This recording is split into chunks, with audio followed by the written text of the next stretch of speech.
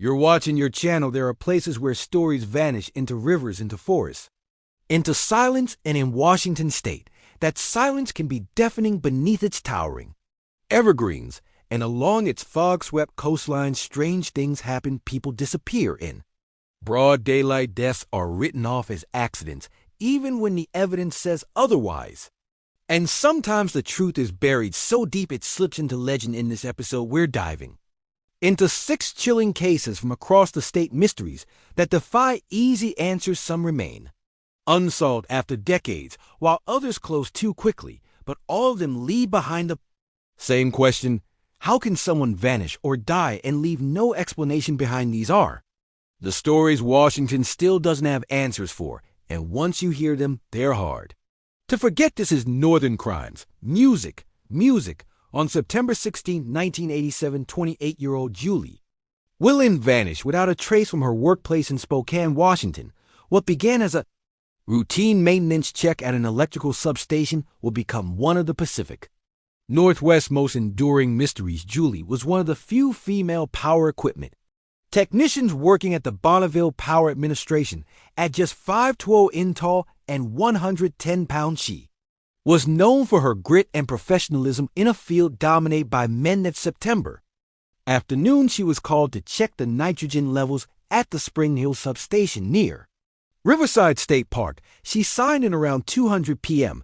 based on the work order and equipment readings. Investigators believe she finished the job by 3:30 p.m., but from that point on, Julie disappeared. It wasn't until nearly 9 p.m. that a neighbor noticed her truck sitting alone in the gravel lot. The scene was unsettling. The driver's side door and back hatch were both open. Her hard hat, toolbox, sunglasses, and water bottle were on the ground next to the vehicle. Her purse was still inside. Even more disturbing were the drag marks in the gravel, suggesting a struggle, as if Julie had tried to brace herself against the ground while being pulled away. Nearby fresh tire tracks didn't match her truck pointing to another vehicle at the scene. From the beginning, the evidence suggested a targeted abduction. Julie's husband, Mike, was quickly ruled out. He was painting a house 50 miles away that day, but he became the case's most dedicated advocate, organizing volunteer searches and keeping her story in the glossary in the Coitan Advocate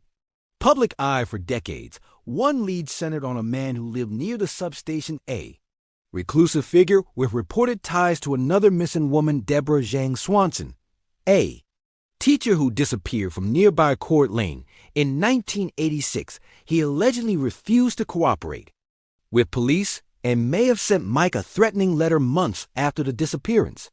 Though he was ultimately cleared as a suspect, Julie's former Keyorker amateur investigator, John Paulos, has long believed her case may be linked to a string of disappearances and murders in the Spokane area throughout the 1980s. The pattern is unsettling: young women with similar builds vanishing without clear explanation. In 2020, a new witness stepped forward. He claimed to have seen Julie being abducted, but at the time believed he was watching a domestic argument. He told authorities the woman and man were calling each other by name, suggesting Julie may have known her attacker despite decades of investigation and a $25,000 reward. Julie Weflen's fate remains unknown. Her case underscores how danger can strike without any warning, even in daylight, even in familiar places. And the question that haunts her family and investigators to this day remains unanswered: what happened at that remote substation on September 16, 1987? On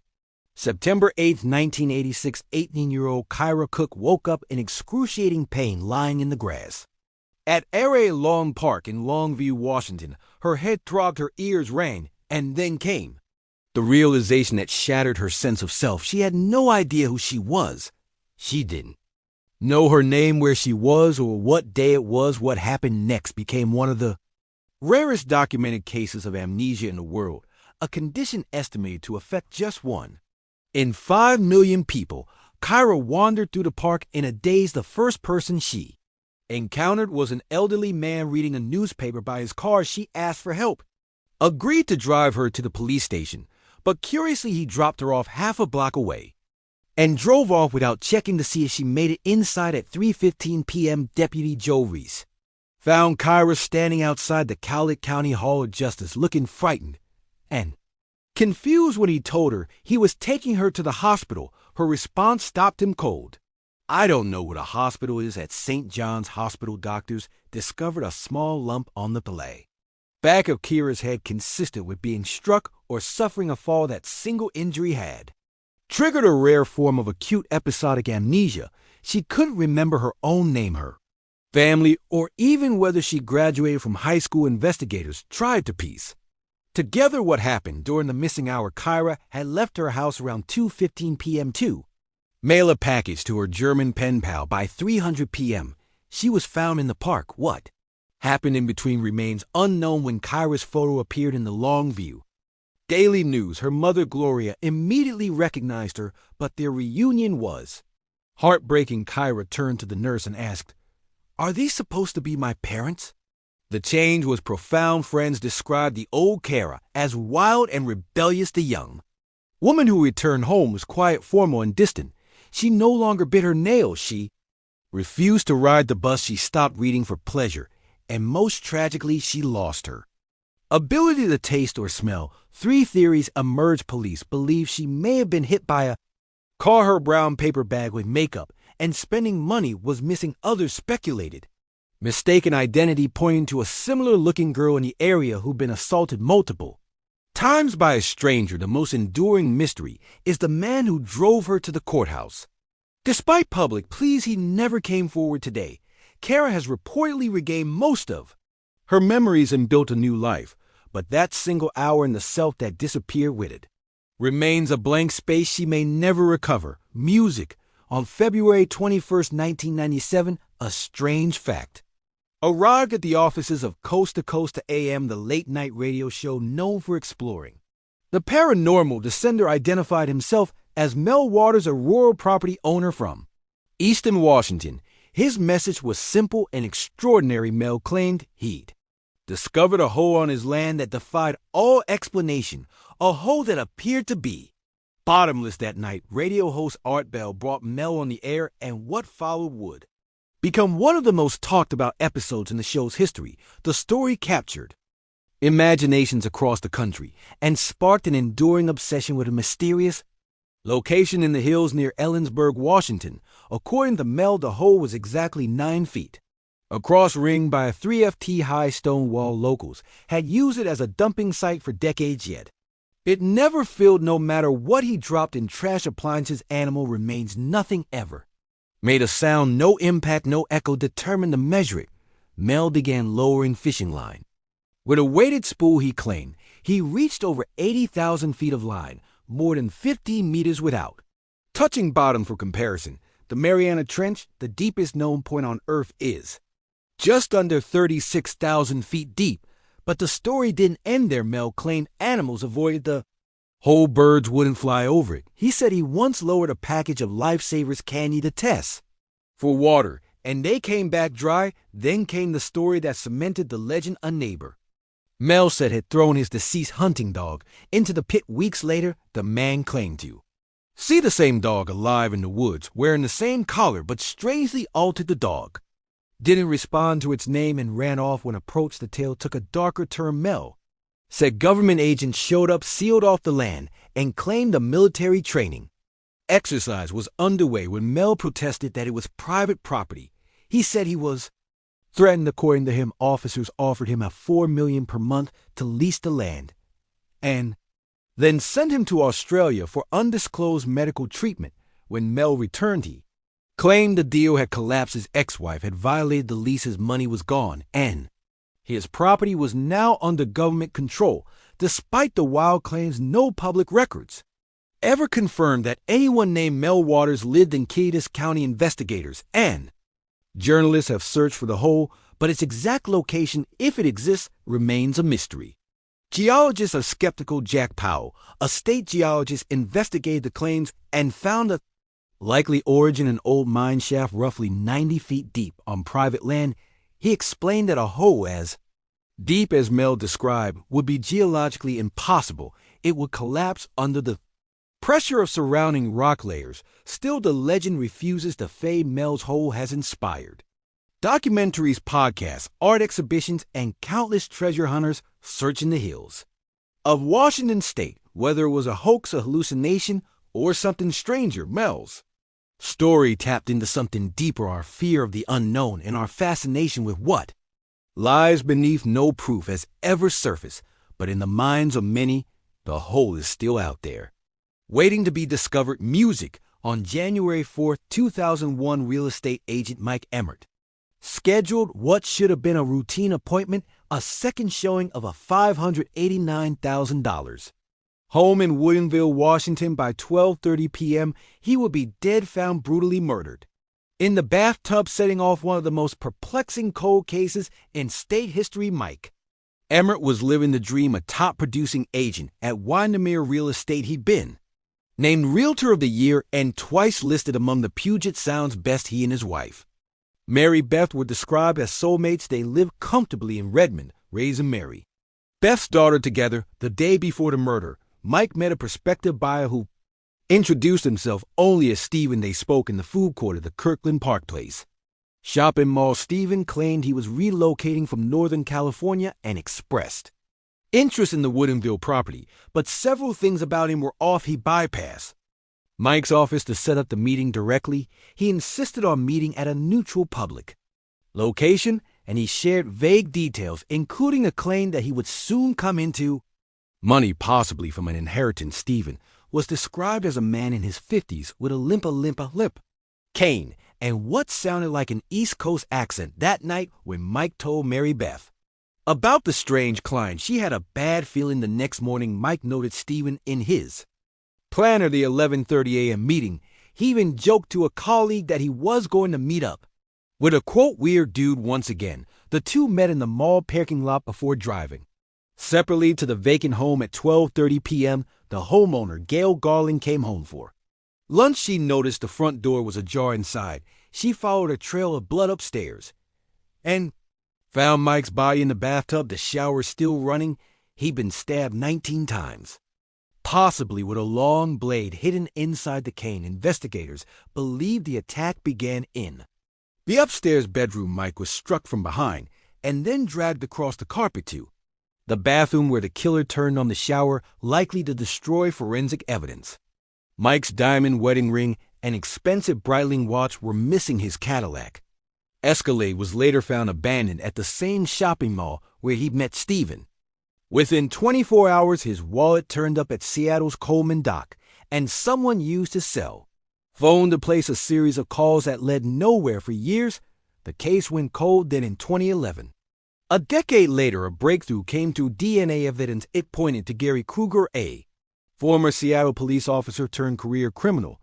But Kruger was already dead. His life story was chilling. A Vietnam veteran and former cop, Kruger was known for excessive force and eventually forced into retirement. After a failed career in real estate, he turned to bank robbery and was suspected of contract killings throughout the 1980s and 1990s. The link to Mike Emert came to a bizarre 2010 home invasion. Kruger and an accomplice had attacked orthopedic surgeon Dr. Craig Mallister's family. The botched crime ended when both men drowned in Lake Washington trying to escape. When Kruger's DNA was entered into CODIS, it matched evidence found in Mike's Escalade. Investigators believe Kruger was working as a professional hitman and someone had hired him to kill Mike Emert. But who and why remains a mystery.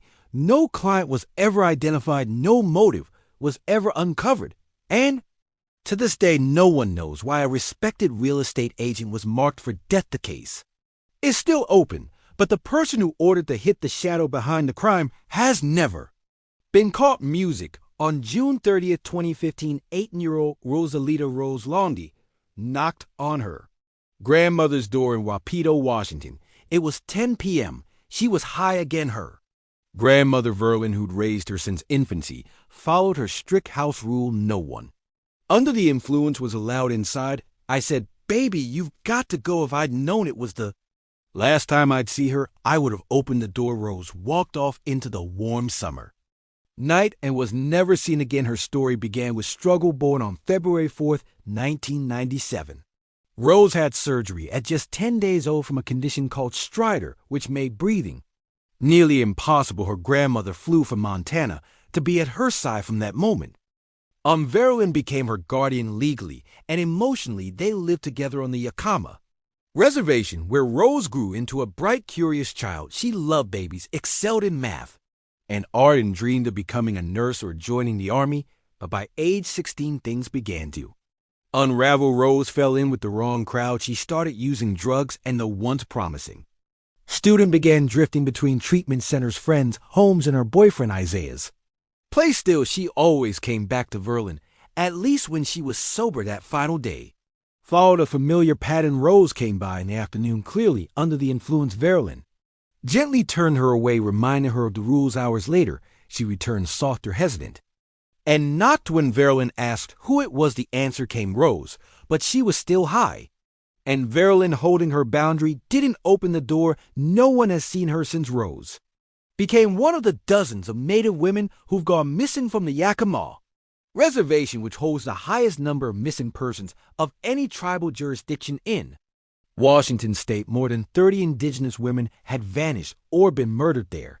In recent years, Weflen never stopped searching. She combed homeless camp shelters and treatment facilities. She heard dark rumors that Rose was beaten, stuffed in a trunk, buried alive in White Swan. She reports every lead to the tribal police and the FBI, but none have led to her granddaughter. The tragedy deepened in 2017. Rose's boyfriend, Isaiah Andrews, who some believe knew what happened, was shot and killed outside his home in Wapido, Berlin.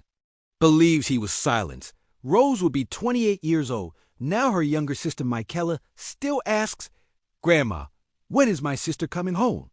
Weflen doesn't have an answer, but she's never stopped looking for the child. She raised the child. She loved the one who knocked on the door and disappeared on October 12, 2022. 31-year-old Hannah Rose Walker was found dead in a shallow creek near Trout Lake, Washington. She was naked with abrasions and bruises covering her body. The last person to see her alive was a 6'7" man named Jeremy G., who'd taken her to the creek for a swim. Hannah was an experienced swimmer. The water was calm and just 2 feet deep. Authorities ruled it an accidental drowning, but the circumstances surrounding Hannah's final hours tell a much different story, one marked by red flags, delays, and unanswered questions. Just days earlier, Hannah had been reeling from a domestic violence incident involving her ex-boyfriend Ricky. He'd been arrested in Portland after a heated altercation, but was released without charges when Hannah didn't follow up with the district attorney's office 2 days later. She left town with Jeremy G., an older man she knew, and headed to his vacation cabin near Trout Lake on October 12th. The pair arrived at the creek around 2:30 p.m. They laid out a sheet by the water, and Hannah went for a swim. According to Jeremy, the last time he saw her was around 3:30 or 4 p.m. Swimming downstream. When she didn't return, he waited, then finally called 911 at 6:48 p.m. When Deputy Tony Warren arrived, Jeremy led him to their setup, a towel, Hannah's phone, and the sheet still spread on the bank. Her swimsuit was found 75 yards away in the tall grass, and next to it boot prints, yet Hannah had been barefoot. No boots were ever recovered. And then they found her body face down in the shallow creek, less than 50 feet wide, barely moving. It was clear something was wrong. An autopsy would later reveal DNA in there. Hannah's fingernails from an unidentified person. A sexual assault kit confirmed semen in her vaginal canal, yet investigators reportedly never collected DNA samples from any potential suspects, including Jeremy G. Were still, Hannah's mother wasn't notified of her daughter's death until 3 days later, only after she called to request a welfare check. The autopsy wasn't conducted until 9 days after Hannah's death, despite protocols requiring it within 5 days unless delayed by court order. In January 2023, at the request of Sheriff Bob Song, Jeremy G. was asked to take a polygraph.